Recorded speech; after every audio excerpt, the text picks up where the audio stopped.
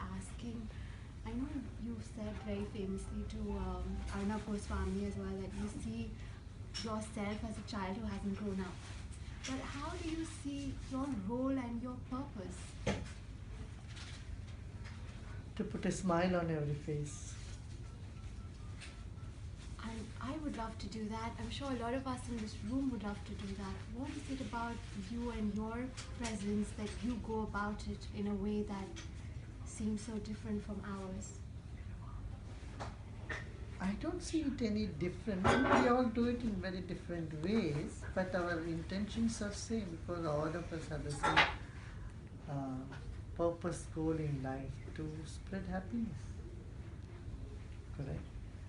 So if someone doesn't want to spread happiness, that means they are not mentally balanced or sane or healthy. But in the intent of spreading happiness and then in executing that intention in our words and actions, that's where the gaps come. You know, here what I have done is I have extended my family. If you ask any member of any family, all that they are doing for their family. Here I have made the world as my family. That's a So beautiful that's all I concept. do. Is there something that you could share with us from your growing days, from your childhood, that could be a learning experience for us all?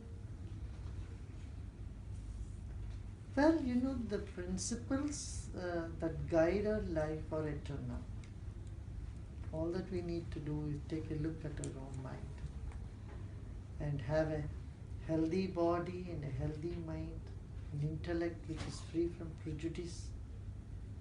You know, people may consider themselves to be very healthy, but if you just look into their intellect, their concepts, they have a lot of prejudice.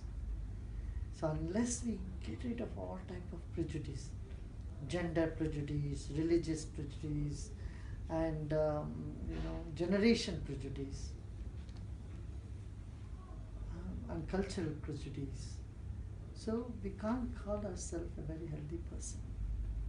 To me, a violence-free society, disease-free body, confusion-free mind, inhibition-free intellect, trauma-free memory, and sorrow-free soul. And a quiver-free breath is what you said. You know that, you got it. I've been reading your writings, but I personally, and I'm sure I speak for people at large, for me it's how do I reach here from where I am? It's the journey that I'm fascinated Like by you said, and I have questions for. One step at a time. We keep serving society and then inspiring others to do that in turn. It just gets us. I have a question about India and then the UK. You were very synonymous with the movement against corruption.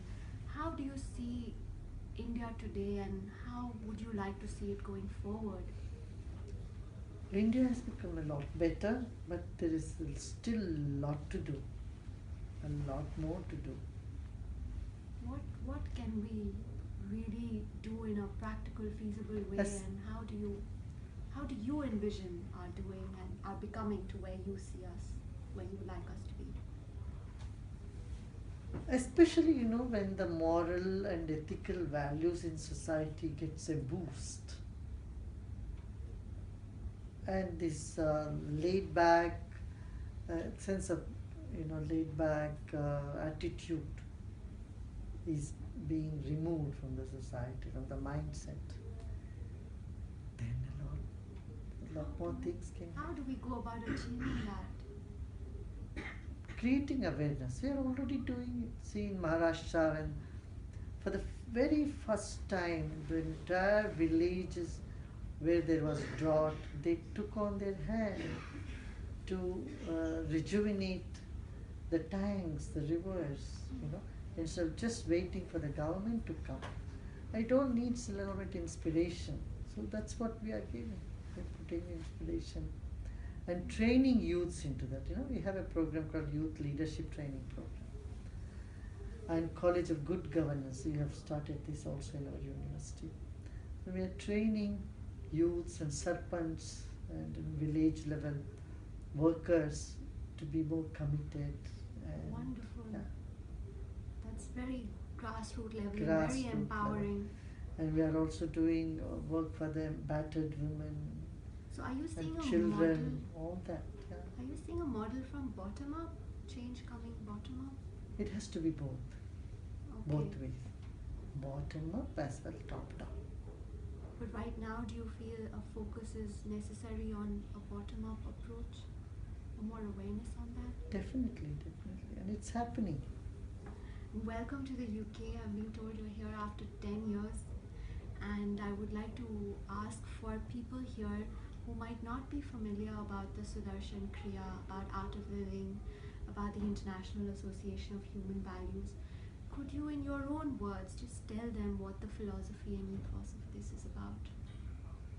Tomorrow I'm going to speak about it. At the Royal Albert Hall.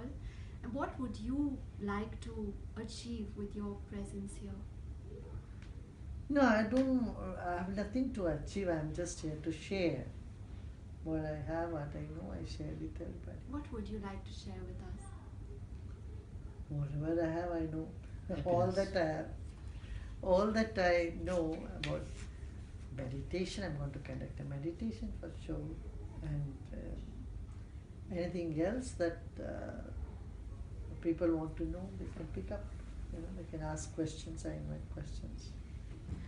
And one question that I've brought from a lot of people I was talking to, saying that I might have the blessing of meeting you, they all said that everyone who's trying to live a more spiritual life, a more aware life, insightful life, who've even read your works, they all say, but when we come into contact with other human beings, and even if we're trying to be nice, they detract us and pull us down. What is your words of advice for us all?